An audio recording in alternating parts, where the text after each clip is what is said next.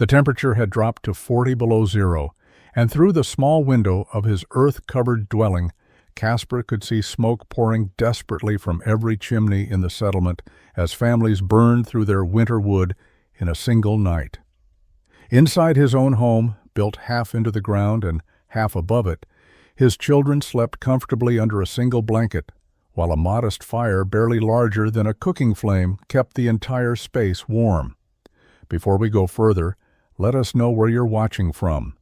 And if stories about forgotten frontier ingenuity move you, go ahead and subscribe, because tomorrow's story might just change how you think about survival. The winter of 1878 brought cold to the Dakota territory that old-timers claimed they had never seen before. It arrived on January 9th without warning, dropping temperatures from a manageable 15 degrees to 40 below zero in less than 6 hours. The wind came with it, howling across the prairie with such force that it drove snow through cracks in log walls that had seemed solid the day before. By nightfall, every family in the scattered settlement along Crow Creek was fighting for survival. Caspar stood at the small window of his dwelling, watching lamplight flicker in the cabin windows across the frozen expanse. He could see shadows moving frantically inside those structures as men fed wood into their fireplaces as fast as they could split it. Smoke poured from chimneys in thick columns that the wind tore apart and scattered across the white landscape. He knew what was happening in those cabins. The families were burning every piece of furniture they could spare, every scrap of wood they had saved for spring projects, desperately trying to maintain heat against cold that seemed to seep through the very logs themselves. His own fire was small, a few pieces of wood arranged carefully in the stone fireplace, flames barely reaching above the level of the hearth. Yet the interior of his home remained comfortable enough that his wife Anna had removed her shawl an hour earlier. Their 3 children slept in the alcove he had built into the back wall, covered by wool blankets but not buried under the piles of furs and quilts that would be necessary in a standard cabin on a night like this. The dwelling Caspar had built looked nothing like the cabins his neighbors occupied. From the outside, it appeared to be a large mound of earth and sod rising from the prairie, with a small wooden door frame and a stone chimney emerging from its peak. The structure was partially dug into the ground, with its floor sitting 4 feet below the surface level. Above that excavated space, he had built a wooden frame and covered it with 3 feet of earth and sod, creating what the other settlers had mockingly called his cellar. They had laughed at him during construction. They had questioned his sanity when he spent 3 months building a home that looked like a burial mound. They had asked him why he was burying his family alive, why he was making his wife and children live like prairie dogs in a hole. Some had refused to visit, claiming it was unnatural for Christian people to live underground like animals. But tonight, as Caspar watched his neighbors burn through their entire winter fuel supplies in a desperate attempt to survive until morning, he felt only sadness that the knowledge he had tried to share had been rejected. Anna came to stand beside him at the window. She wore a simple wool dress with no additional layers. She looked out at the smoking chimneys and said nothing. Caspar checked the fire. It would burn for another 4 hours on the wood he had placed there. His entire night's heating would consume less wood than his neighbors were burning every 30 minutes. The difference was the earth itself, millions of pounds of soil surrounding his home, maintaining constant temperature. He extinguished the lamp and lay down beside Anna. Outside, the wind screamed. Inside, protected by principles that miners had known for generations, Caspar's family simply slept. Caspar had learned about the Earth's constant temperature in the worst possible way. 3 years earlier, in the spring of 1875, he had been working a silver claim in the Black Hills with his younger brother, Wilhelm. They were good miners, careful and methodical, following a vein that showed promise deep into a hillside. The tunnel they excavated extended nearly 200 feet into solid rock, shored with timber every 6 feet, according to proper technique. On April 23rd, a section of ceiling collapsed without warning. Caspar had been working at the tunnel face. Wilhelm had been 15 feet behind him, moving ore into a cart. The cave-in happened between them. Thousands of pounds of rock and soil fell in less than 3 seconds, filling the tunnel completely and trapping Caspar beyond the collapse. He survived because miners carried tools and because the tunnel face where he had been working remained intact. He had his pick, his shovel, and a single candle. He also had something most trapped miners never had: time. The collapse had not injured him. The tunnel section where he was trapped had adequate airflow from cracks in the rock face. He could survive for days if necessary, but he knew Wilhelm was likely dead on the other side of the fall. Caspar began the slow work of clearing rock, knowing rescue from outside would take time. The mining camp was small. They would need to gather men and equipment. They would need to shore the tunnel as they dug. It might take 2 days to reach him. He worked methodically, moving rock, conserving his candle, and trying not to think about his brother. During those 47 hours trapped underground, Caspar noticed something that would change how he thought about temperature forever. The tunnel was cool but stable. Above ground, spring weather in the Black Hills fluctuated wildly. Mornings started near freezing. Afternoons could reach 60 degrees or higher. Nights dropped back down sharply. But in the tunnel, the temperature never changed. It remained constant at approximately 53 degrees regardless of what was happening on the surface. He had known this intellectually. Every miner knew that deep mines maintained steady temperatures, but experiencing it while trapped, feeling that absolute stability hour after hour while his candle burned down and he moved rock in darkness, made the knowledge visceral and immediate. The earth itself was a reservoir of temperature. Once you went deep enough below the surface, the daily and seasonal fluctuations that dominated life above ground simply disappeared. When rescuers finally broke through on the second day, they found Caspar alive and working. They found Wilhelm crushed under the initial fall, dead before he could have known what was happening. Caspar left the Black Hills the day after they buried his brother. He sold the claim for almost nothing and headed east into Dakota territory, looking for flat land where he could homestead and never go underground again. But he carried the knowledge with him: the Earth's constant temperature, the stability that existed just a few feet below the surface. During the long journey across the prairie, watching the brutal temperature swings of continental plains weather, he began thinking about how that underground stability might be used not for mining, but for living. Caspar filed his homestead claim in late summer of 1875, selecting a quarter section along Crow Creek, where water was reliable and the land showed promise for farming. Other settlers were arriving steadily that year, drawn by advertisements promising cheap land and opportunity. Most built their cabins quickly, using standard methods, eager to establish residency and begin working their claims before winter arrived. Caspar did not build quickly. He spent the first month studying his land, walking the property repeatedly, examining soil composition and drainage patterns. He dug test holes in various locations, going down 5 and 6 feet, feeling the earth at different depths, noting how temperature and moisture changed as he descended. His neighbors thought this behavior strange. Men were supposed to build shelter first, then worry about understanding their land. In September, he made a trip to Yankton, the territorial capital, and returned with supplies that confused everyone who saw them. He had purchased mining tools: heavy picks designed for breaking rock, specialized shovels with reinforced blades, timber suitable for underground shoring, and iron brackets of the type used in mine construction. He had also purchased surveying equipment, including a level and measuring chains. When asked what he was building, Caspar said simply that he was constructing a home for his family. Anna would be arriving in spring with their children, coming west from Wisconsin, where she had been staying with her parents. He wanted the dwelling completed and proven before he brought them into frontier conditions.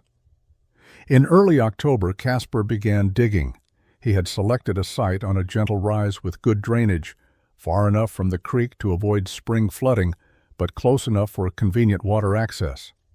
He marked out a circle 20 feet in diameter using stakes and string, then began excavating inside that circle. The work was brutal. Dakota soil was hard clay mixed with rocks deposited by ancient glaciers. Casper worked alone, swinging his pick to break the compacted earth, shoveling the loosened soil into a cart, hauling it away from the excavation site. He dug from dawn until dark, 6 days a week, resting only on Sundays. His neighbors began calling it Casper's Cellar. They assumed he was building an elaborate root cellar for storing vegetables, though even that seemed excessive. A standard root cellar might be 8 feet square and 6 feet deep. Casper was excavating a circular pit 20 feet across and going much deeper than any root cellar required. By mid-October, he had reached 6 feet down. The walls of his excavation were nearly vertical, cut with a precision that revealed his mining experience. He had installed timber shoring at intervals to prevent collapse, treating the excavation exactly like a mine shaft. At the bottom, the soil remained cool and slightly damp, even though the surface above had been baked dry by late summer heat. Some settlers stopped by to watch him work. They asked questions. Why so deep? Why so large? Why the mining timbers? Casper answered politely but briefly. He was building a home, a proper home, one that would keep his family safe regardless of what the Dakota weather brought. They shook their heads and left him to his digging, convinced he was wasting effort on an oversized hole that served no practical purpose. By November, Casper had excavated the full depth he required. The circular pit was 8 feet deep at its center, with walls that sloped slightly inward for stability. The diameter at the bottom was 18 feet, creating a space that would serve as the foundation for everything above. Most neighbors had stopped watching by this point, dismissing the project as the foolish obsession of a man who clearly did not understand frontier practicality. Casper began gathering stone. Dakota Territory had no shortage of fieldstone, deposited across the prairie by glaciers thousands of years earlier. Farmers cursed these rocks as obstacles to plowing. Casper saw them as building material. He spent 2 weeks collecting stones, selecting each one carefully based on size and shape. He wanted flat surfaces where possible, pieces that would stack and fit together with minimal gaps. He hauled the stones to his excavation site using a wooden sled pulled by the ox he had purchased in Yankton. Trip after trip, day after day, he accumulated a massive pile of stone next to his pit. Other settlers who saw the pile estimated he had collected over 15 tons of rock. For a root cellar, it was absurd. Even for a house foundation, it seemed excessive. In late November, Casper descended into his pit and began building walls. He worked with the precision of a stonemason, though he had no formal training in that trade. Each stone was placed deliberately, positioned so its weight rested on the stones below it, creating a structure that would support itself through compression rather than mortar. He did use mortar, a mixture of clay and sand that he prepared in small batches, but the mortar was for filling gaps, not for holding the wall together.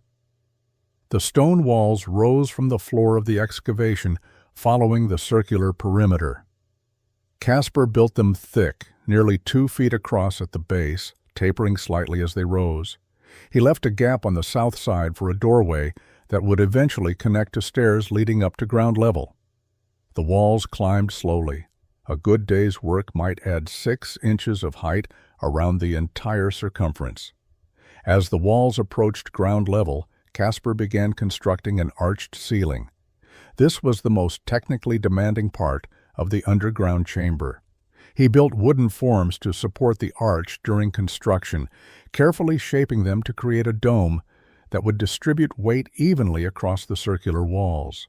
Then he laid stones across these forms, starting from the walls and working toward the center, each stone cut and placed so it would lock into position once the form was removed. The arch technique came from mining. Casper had seen it used in tunnel construction where ceiling strength was critical. An arched ceiling was far stronger than a flat one because it turned downward force into outward pressure against the walls, which were braced by the earth surrounding them. The principle was ancient, used in Roman construction, but Caspar had learned it underground, where structural failure meant death. By mid-December, the stone chamber was complete. It sat entirely below ground level, its arched ceiling rising just high enough to create 8 feet of interior height at the center. The walls were solid stone 2 feet thick. The floor was packed earth. One doorway opened to the south, where stairs would eventually lead up to the surface. Winter arrived in earnest during December, but Caspar continued working. Snow covered the ground, making construction more difficult, but he could not afford to stop. Anna and the children would arrive in April. The dwelling needed to be complete and tested through winter conditions before he brought his family into it. He began building the wooden frame that would support the earth mound above his stone chamber. This structure would be the skeleton onto which everything else attached. The frame needed to be strong enough to support thousands of pounds of soil while creating a living space large enough for a family of 5. Caspar started with a central post, a massive timber he had hauled from the creek bottom where cottonwood trees grew large and straight. The post was 14 inches in diameter and 12 feet tall. He set it in a hole dug at the exact center of his stone chamber, surrounded it with rocks for stability, and braced it with angled supports running to the chamber walls. This central post would carry the peak of his domed roof. From this center post he extended radial beams outward like spokes on a wheel. Each beam was a carefully shaped log 8 inches in diameter, notched at the center to fit against the post, and at the outer end to rest on the stone walls of the chamber below. He installed 12 of these radial beams, spacing them evenly around the circle, creating a framework that resembled an enormous umbrella. Between the radial beams, he installed curved ribs that followed the dome shape he had planned. These ribs were smaller logs, bent using techniques he had learned from watching carpenters work with green wood. He cut them while flexible and bent them into arcs that would create a smooth dome profile. Each rib was attached to the radial beams with iron brackets and wooden pegs, creating a lattice structure that grew denser as he added more pieces. The work required scaffolding inside the chamber so he could reach the upper portions of the frame. He worked carefully, checking angles and curves constantly, making sure the dome shape was mathematically correct. An uneven dome would create weak points where weight would concentrate. A proper dome distributed force evenly across its entire surface, making it strong despite using relatively light materials. By late December, the wooden skeleton was complete. It rose from the prairie like the ribcage of some enormous animal, stark against the snow. Neighbors who passed by shook their heads. The structure made even less sense now than when it was just a hole in the ground. Why build a wooden dome over a cellar? Caspar ignored their questions. The wooden frame was strong enough to support a man's weight anywhere on its surface. Soon it would support tons of earth. The lattice structure distributed load across multiple points, preventing any single timber from bearing excessive weight. The dome shape was inherently stable, each piece bracing every other piece. He covered the frame with horizontal planks, creating a solid surface that would prevent earth from falling through the gaps. Then he waited for January, when he would begin the most physically demanding phase, raising the earth itself. January brought bitter cold, but Caspar worked through it. The wooden frame stood complete, planked, and ready for the earth that would transform it from a skeleton into a fortress against the elements. He had planned this phase carefully during the previous months, knowing it would require moving approximately 40 tons of soil onto the frame without causing structural failure. He began with sod. Prairie sod was the building material that defined frontier construction across the plains. Roots from native grasses created a dense mat that held soil together in blocks that could be cut, lifted, and stacked like bricks. Caspar cut his sod in strips 2 feet long, 1 foot wide, and 4 inches thick. Each piece weighed approximately 50 pounds. He cut hundreds of them, working outward from his construction site in a systematic pattern, creating a bare patch of earth that would eventually become his garden.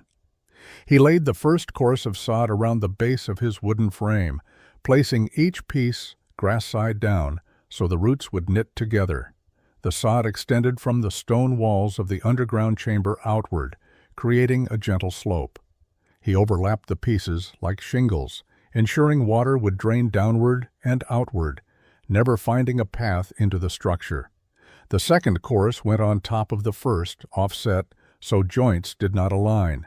Casper worked his way up the dome in a spiral pattern, adding layer after layer of sod, each course slightly smaller in diameter than the one below. The sod layers followed the curve of his wooden frame, creating a smooth dome profile. As he climbed higher, he built temporary wooden scaffolding on the exterior to stand on while placing the upper courses. Between every third layer of sod, he added loose soil. Not just any soil, but clay-rich earth he had excavated from a deposit near the creek. This clay would pack down over time, filling any voids between sod layers, creating a dense mass with no air pockets. Air was the enemy of thermal mass. Air allowed heat to escape. Solid earth conducted temperature slowly, creating the stable environment he needed. The work was brutally physical. Casper hauled soil using his sled and ox, making trip after trip from the clay deposit to his construction site. He climbed up and down the growing mound, carrying sod pieces, positioning each one carefully, packing soil into gaps, checking the curve constantly to maintain the proper dome shape. His hands bled from handling the rough sod. His back ached from the constant lifting and bending, but he did not stop. By mid-January, the earth mound had taken recognizable form. It rose 12 feet above ground level at its peak, tapering to meet the surface at a gentle angle. The dome shape was smooth and regular, shedding the snow that fell on it in sheets that slid down the sides. The structure looked exactly like what settlers had been calling it, a burial mound, a great earthen tomb rising from the frozen prairie. But Casper knew what they did not. Beneath that earth, behind those stone walls, inside that wooden frame, he had created a space where temperature would remain stable regardless of what happened on the surface. The earth itself, 3 feet thick at the thinnest point and 6 feet thick at the base, would be his family's protection against a climate that killed unprepared settlers with casual regularity. By late January, the earth mound was complete. From the outside it appeared finished, a dome of soil and sod rising from the frozen prairie. But the interior required extensive work before it would be habitable. Casper turned his attention to creating a living space that would justify the months of labor he had invested. The underground stone chamber would serve as storage, keeping food at stable, cool temperatures year-round.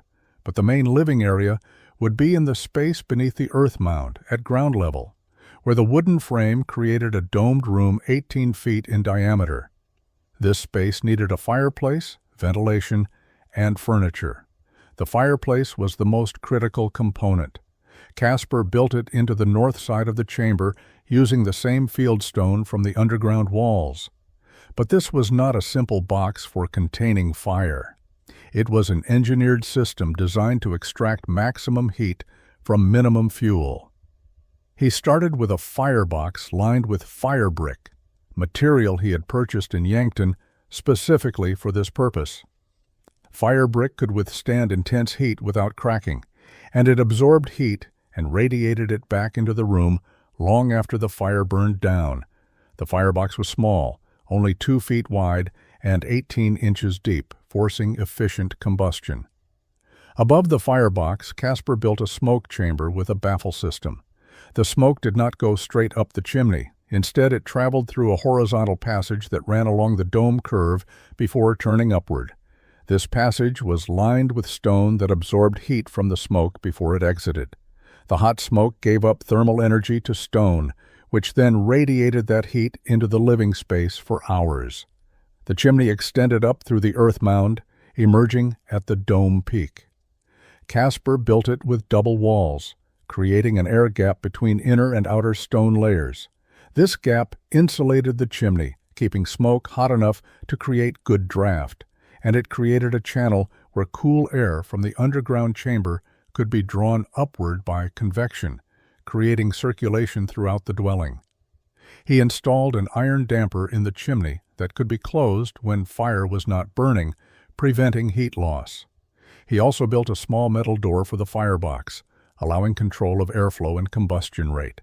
These features gave him precise control over heating. For the floor, Casper laid flat stones over packed earth, creating a surface that would absorb heat from fire and room air, storing it and releasing it slowly. He built a wooden sleeping platform along one wall, raised above the floor to avoid cold air that settled low. He constructed shelves and a small table, all fitted carefully to the curved walls. He built the stairway connecting the two levels. The stairs descended from the main living area through a narrow passage into the stone chamber below. Thick planks angled steeply to minimize floor space. At the bottom, he installed a heavy door that could separate the chambers. By early February, the interior was complete. Casper moved his possessions into the dwelling and spent his first night inside. The fire he built was small, barely enough to cook a meal, yet within 2 hours, the entire space was comfortably warm and remained so through the night. February and March brought the final preparations for Anna's arrival. Casper worked to transform the dwelling from a construction project into a home. He built additional furniture, installed hooks for hanging clothes and tools, and created storage areas in the underground chamber where the cool, stable temperature would preserve food through the coming summer. He also built the stairway connecting the two levels. The stairs descended from the main living area through a narrow passage into the stone chamber below. He constructed them from thick planks, angling them steeply to minimize the floor space they consumed. At the bottom, he installed a heavy door that could separate the two chambers, allowing the underground space to remain cooler in summer while keeping the living area above comfortable. The connection between levels created a natural circulation system. Warm air from the fireplace rose toward the dome peak, where vents allowed it to escape slowly into the earth mass surrounding the structure. Cool air from the underground chamber was drawn upward to replace it, creating gentle, constant movement that prevented stale air and distributed heat evenly. Casper had not invented this principle. He had observed it in mines where air moved through tunnels without any mechanical force. He had simply applied it to domestic architecture. In early April, he made the journey to Yankton to meet Anna and the children. They arrived by train from Wisconsin, stepping onto the platform with trunks and bundles containing everything they owned. His wife looked older than he remembered, worn by the year they had spent apart. His children, 2 boys and a girl, aged 8, 6, and 4, stared at him with a mixture of recognition and uncertainty. The journey back to the homestead took 3 days by wagon. Anna asked about the house he had built. Casper described it carefully, knowing his words would not adequately prepare her for what she would see. He explained the earth mound, the underground chamber, the thermal principles that made it work. Anna listened quietly, her expression unreadable. When they arrived at the homestead, Anna stood beside the wagon looking at the great earthen dome rising from the prairie. She said nothing for a long moment. The children climbed down and approached the structure cautiously, unsure whether this strange mound could actually be their home. Casper led them inside. The interior was dim, lit only by the small windows he had installed and the glow from the fireplace. But it was warm, comfortably so, though the fire was small. Anna walked slowly around the space, examining the stone fireplace, the wooden platforms, the shelves and furnishings. She descended the stairs into the underground chamber, seeing the stone walls and arched ceiling. She returned to the main level and stood at the center of the room, looking up at the domed ceiling covered with planks that showed the curve of the earth above. Finally, she spoke. "The neighbors must think we are insane," Casper nodded. They do. They call it Casper's Cellar. They say I have buried you alive." Anna was quiet for another moment. Then she removed her traveling cloak and hung it on one of the hooks. "Show me where everything is kept," she said. "The children need to eat, and this place needs to become a home." Through spring and summer and into fall of 1878, life on the homestead settled into routine. Anna adapted to the earth-sheltered dwelling with practical efficiency. The children, after initial hesitation, came to appreciate the constant, comfortable temperature that required no adjustment to seasonal changes. Casper worked his land, planting crops and building the infrastructure necessary for long-term survival on the frontier. But the social cost of his unusual home remained constant.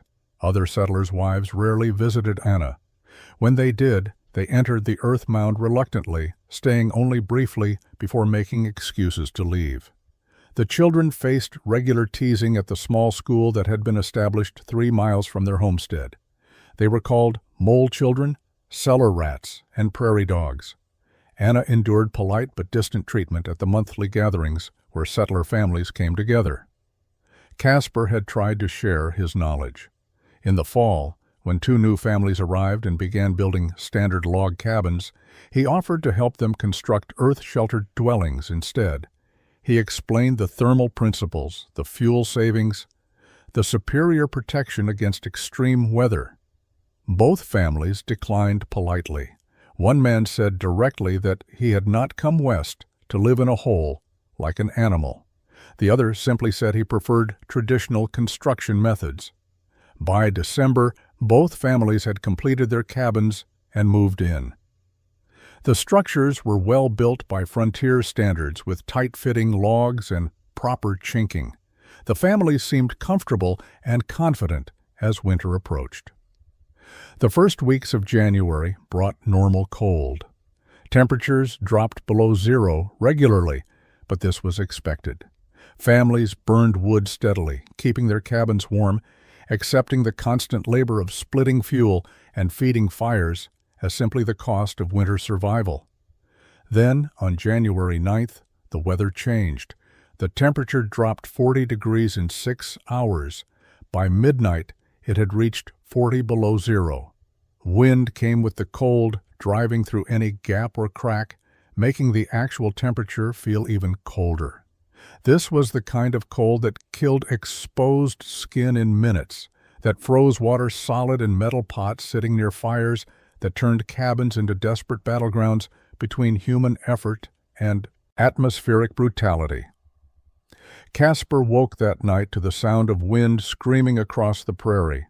Inside his dwelling, the temperature had dropped slightly, but remained comfortable. He added 3 pieces of wood to the fireplace and returned to bed.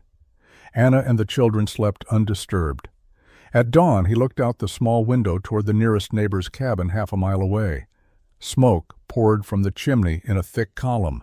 Through his looking glass, he could see movement around the cabin as the family frantically split wood and carried it inside.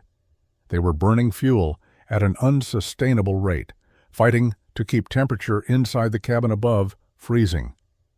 Casper knew what was happening in that cabin and in every other log structure in the settlement. The families were discovering that in truly extreme cold, a standard cabin could not be kept warm no matter how much wood you burned. Heat escaped through the walls faster than fire could generate it. The battle was already lost. It was only a question of whether families would survive until the temperature rose again. The extreme cold lasted 3 days. When it finally broke on January 12th, the settlement counted its losses. 2 families had abandoned their cabins during the worst night, making desperate journeys to neighbors where they crowded together for survival. One elderly man had died in his cabin, found frozen, despite burning every piece of furniture trying to maintain heat. Several families suffered frostbite. Nearly everyone had burned through wood supplies intended to last until March. Casper's family had remained comfortable throughout. Their total wood consumption for 3 days was less than what neighbors burned in a single night. When the cold broke and people began moving outside again, several men came to examine Casper's dwelling with new interest. They asked questions they had dismissed as foolish months earlier. How deep was the underground chamber? How thick was the earth covering? What made the fireplace so efficient? Caspar answered everything, explaining thermal mass principles, stable earth temperature, and heat retention. He offered again to help anyone who wanted to build similar structures. 2 families took him up on the offer that spring. Caspar helped them excavate, build stone chambers, construct wooden frames, and raise earth mounds. The work was slow and difficult, but both families completed their dwellings before the following winter. 3 more families built earth-sheltered homes the next year. By 1880, the settlement along Crow Creek included 7 earth mounds alongside traditional log cabins. The technique spread beyond the immediate area. Travelers passing through saw the unusual structures and asked about them. Some carried the knowledge to other settlements. Caspar's design was modified and adapted by different builders, but the core principles remained: underground chambers for stable temperature, earth mass for insulation, efficient fireplaces for heat generation, and integration of all elements into a system that worked with natural thermal dynamics. Caspar never promoted his innovation or sought recognition. He simply continued working his homestead, raising his family, and helping neighbors when they asked. Anna grew to appreciate the dwelling she had initially viewed with uncertainty. The children grew up understanding their home was different but not inferior, that solving problems sometimes meant rejecting conventional approaches. By 1890, when Caspar was 53 years old, earth-sheltered construction had become common enough in Dakota Territory that nobody considered it strange anymore. The structures were simply known as earth homes or sod domes, practical solutions to frontier conditions. Few people knew where the technique had originated. Caspar died in 1904 at age 67. His funeral was attended by most families in the settlement, including many who lived in earth-sheltered homes based on principles he had pioneered. He was buried on a hillside overlooking his homestead next to Anna, who had died 2 years earlier. The earth mound they had lived in for 26 years stood below, still solid, occupied now by one of their sons and his family. The structure stood for another 40 years before finally being abandoned. By then, new construction methods had made frontier earth sheltering obsolete, but the principle Caspar had proven remained valid. Understanding how nature works and building in harmony with those principles will always outperform brute force and conventional thinking.